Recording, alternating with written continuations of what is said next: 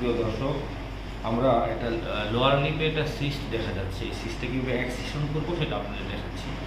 প্রথমত আমরা লোকাল দিয়ে নিব, আশপাশে একটু লোকাল দিব। লোকাল দেওয়ার সময় আমরা ইসিলিন বা বেবি নিডেল ইউজ করার চেষ্টা করবো। ওখানে লাল লোকাল নেই, এড্রিনালিনযুক্ত। যে লোকালটা দেওয়ার কারণে ব্লিডিং কম হয়। দেন আমরা পড়ানো আমরা ব্লেড দিব, ব্লেড দিয়ে জায়গাটা ইনসিশন দিব। আপনারা দেখতে পাচ্ছেন আমরা অলরেডি ইনসিশন দিয়েছি।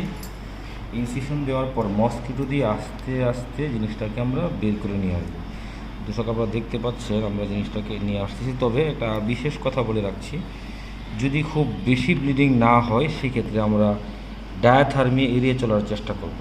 কারণ ডায়াথার্মি ব্যবহারের কারণে এই জায়গাটাতে ফাইব্রোসিস হয়ে শক্ত হয়ে যেতে পারে।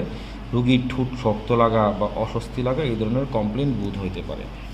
দর্শক, আপনারা দেখতে পাচ্ছেন আস্তে আস্তে সেই সিসটা বের হয়ে আসছে মোটামুটি শেষ পর্যায়ে।